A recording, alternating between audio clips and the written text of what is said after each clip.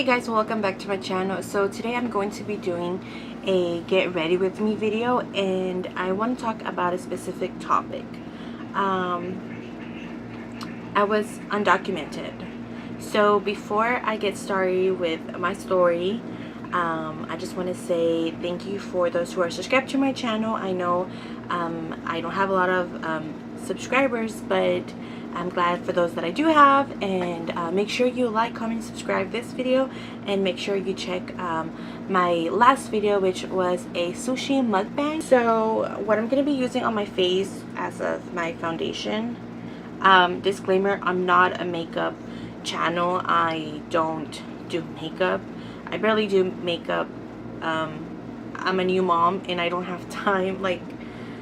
So right now I'm just kind of enjoying my time that I get to sit with you guys and actually do my makeup. But I use a Tarte on, it's a Tan Deep Sand, and I also use the Fenty Beauty by Rihanna, and that is a 310. So I use a 310. I love this product, just saying. And my hair is a little crazy, but I'm going to be using my wand. I purchased this a few months ago and I'm barely getting to use it. I think I've used it maybe twice. But yeah, I'm going to be using this on my hair. So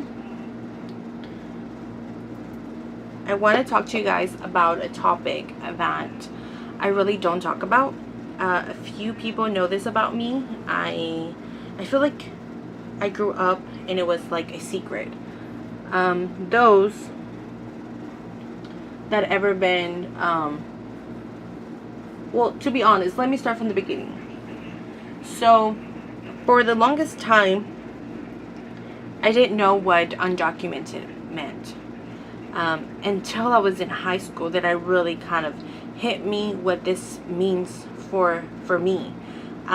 Growing up, my parents always just said, you know, just if somebody tells you where you were born, you just say you were born here. And I was like, okay. I didn't even question it. I never said, oh, but why? I just said okay, because I believed that I was from here. Obviously I didn't look like the other kids, but I was so young and naive that I really didn't understand, you know, like a lot of it I just didn't understand. So but it was in high school where I got a little sticky note.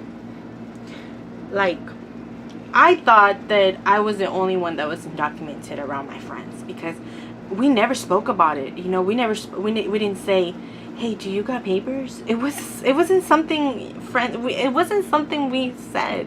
Plus I grew up with my parents always telling me, don't ever share your status, don't ever say, you know, you're born here, you're from here, you know, that's okay, you know. And like I said, didn't question it.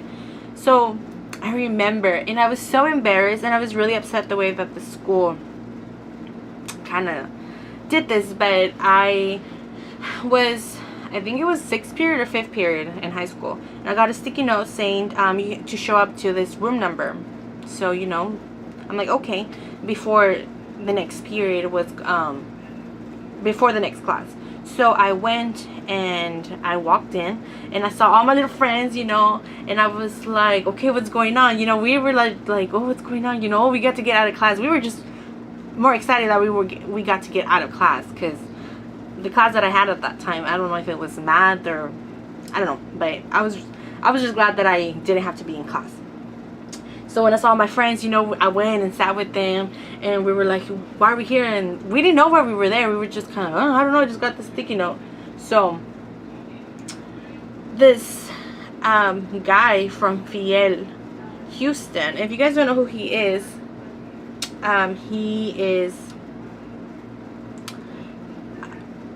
a big top person of the immigration community who advocates for people like me, like us, a lot of us who are undocumented, you know, reaching out to us, letting us know, yes, you're able to go to college, don't think you can't, there's different programs, there's, you know, there's a bunch of stuff like that. So he walked in. At that time we didn't know who he was. You know, he walked in and a few other people walked in with him, and they, you know, said hi. You know, they said who they were and their names and what they do. They work for a law firm, you know. And then they said, you guys are here because there's so many undocumented students thinking that they can't go to college. And I was like, when he said that, I kid you not, like, my stomach got in a knot, because something that I was keeping to myself was exposed. Like, he just exposed one of my biggest secrets, and that was that I was undocumented. And I knew that I wasn't the only one that felt this way, because the faces of my friends were like, oh my god, you don't have papers either? We literally looked at each other like, but you look super white. I swear you thought you had papers. So it was like a huge shock for a lot of us, and I'm not going to mention anybody's names, because, you know, it's not up to me to say, oh, this friend didn't have papers. No, I'm sharing my story, and I said that I was undocumented at one point in my life. And the way that it was just exposed like that, it was just like horrible. It was really horrible, and I was super embarrassed. And I don't think I listened to the rest. I don't think none of us in that classroom listened to the rest of what that sorry guys, like, trying to see myself. I don't think a lot of us listened to what he had to say. After he said that, we were all just amazed about, like, dang, you know, he don't got papers either, you know. But I thought he was like going, you know, back and forth from Mexico or living the good life. I don't know. That's what I thought, until, you know, he kind of exposed us. But in a way, I was upset. And then after the class was over, I was kind of like, okay, I have something in common with other students, with other friends, because a lot of my friends are from here, are born here. So me finding out that some friends that I thought were from here weren't, like, we had something in common. Like, they know exactly how I felt. Our parents brought us here because they wanted us to have a better life. That's what it is. You know, there's nothing to it. And it was really hard to see my dad not be able to see his parents physically after 17, 18 years without having papers. I mean, going all those years without having, without going back. His parents got older and older and older as the years went by. My grandfather, who, rest in peace, he's no longer with us, actually helped us get our papers, who is my mom's father. At this time, my grandpa, my dad's dad, ended up sick, really sick. I think the hardest thing for me, sorry if I get a little emotional, I think the hardest thing for me was, I can't imagine my life without my parents. My parents are a huge part of me, and the person that I am, and just, they're always there for me. Oh, I said I wasn't gonna cry. Seeing my dad just talking to his parents through the phone and saying, how are you guys doing? You know, he would always send money. He would always call them to make sure that he was, to make sure how they were doing. And at this time, keep in mind that my dad hasn't seen his mom and dad for 17 years. At this time, like I said, we were in the process of fixing our papers. And my grandpa will always ask, when we're in Spanish, ya pronto vienen? And my dad would say, sí, ya pronto vamos. And my grandpa will always say, sí, siempre dices eso. So in English, my grandpa would always tell, oh, are you guys almost coming? My dad would say, yes, you know, we're almost coming. And his reply would be like, you always tell me that. You know, like, every year my dad would always say that. But this year was different. And it happened to be the year that he got sick. He ended up passing away in the middle of the process. And actually, whew, sorry, I get really emotional. 2 weeks after he passed away, we ended up receiving our papers. And my dad was always saying, if he would just hold on a little bit, if he would just had a little bit more faith in the aspect of, like, this time I meant it, he would have been able to see his father alive. But unfortunately, the day that my dad left was like the day that, like, I know this sounds so dramatic, but it was like the day that he died. Like my dad, you know, like he never was able to see his dad alive again. And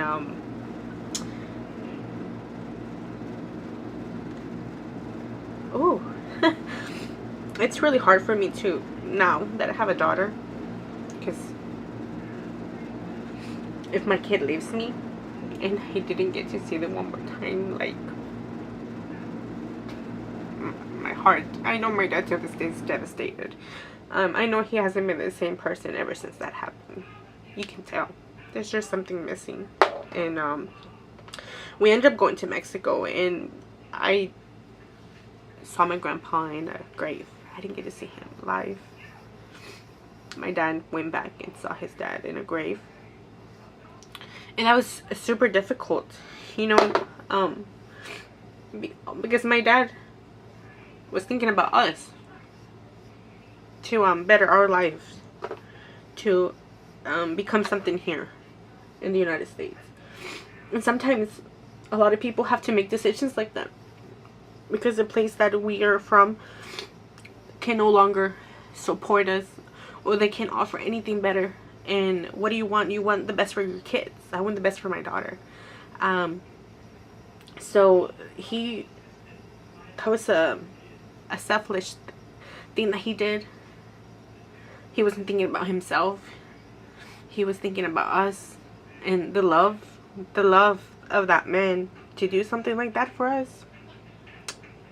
I don't think I can ever repay my father for abandoning his family and bringing us here and taking care of us the best way that he could. And I know there's so many people who are in the same situation as I am, who either, you know, your parents are in Mexico and you are not able to see them, or the same thing as like you never met your grandparents, your mom and dad had a parent, you know, passed away and was never able to see them again, because either they're undocumented, or at that time your papers were still not, you know, in the process. And then I think maybe like a year and a half later, my grandfather passed away, the one who fixed our papers. He passed away, and he is like our angel sent, because without him I wouldn't be able to apply to the jobs that I was able to apply after I got my you know, my papers, my status, drive the cars that I have, you know, buy the things that I have now, because of the job that I was able to get. Just so many other opportunities that were opened up to me after, you know, receiving those documents. It was hard. That time in my life was very hard, and it was, you know, seeing a parent like that was just so devastated for me. And I don't think I gotten over it, and I don't think I ever would get over it, because, like, how can you, that's like a huge dramatic thing. How can you get over something like that? I remember that day so well, you know, when they told us that my grandpa had passed away, and there was nothing my dad could done. You know, if he would have got in the car and left, he was never going to be able to come back. And if he didn't go, he was not going to be able to see his dad. You know, it was like my dad was caught up in the middle of going and never seeing us again, or going and seeing his dad again. And that, I know that was a difficult decision for my dad. Honestly, I don't know what I would have done. I don't know what I would have done. But he made the decision of staying here. And like I said, a few weeks later, our papers came in and we were able to, you know, go to Mexico, and I met my grandma, my aunts and uncles, and that day was a bittersweet moment because we went knowing that we were going to meet all of our family, but we also went knowing that my grandfather was no longer alive. So it was a very weird emotion. We were happy crying, but we were crying sad. You know, like it was like emotions clashing together, and it was just a really hard time, and it seemed like it was such a long time ago. But those emotions are still there, and they don't leave. On my eyes, I'm using this crown, which I got from my what's it called? My BoxyCharm. I have a monthly subscription with them, and their palettes are pretty good. By the way, I'm not sponsored by them. Would I like to be sponsored by them? Yes. So, shout out to BoxyCharm for my monthly subscription, which I'm paying. But if you guys would like to send me free stuff so I can review, I'm up for it. But yeah, like I just wanted to share that with you guys. It's something that I don't really talk to people about. It's not something that I share, but I wanted to share it. I want to share my story, and those that feel like, oh man, I don't have papers, I'm not able to succeed. That's a lie. You don't need a status to succeed. If you work really hard, you're able to live a comfortable and a good life. It might not be the best life, but it will be a good life. It will be a life where you are content, have your needs met, and just keep on pushing, and get that straight of why I came here, or why did my mom and dad come here. Well, they came here to give us a good life, you know, a better life. You know, use that little straight that other people don't have. You know, your story is unique. Let me go and plug this. I'll be right back. And I'm back. Okay, so if you never used one of these before, so you turn it on right here, and I usually have it in like 430. Usually 430 is where I keep it. Oh, by the way, I didn't use this palette. My camera keeps on falling. Sorry guys. I didn't use this palette, but this is one of my favorite palettes. It's Huda Beauty, and my sister-in-law got it for me, so shout out to my sister-in-law. I love it.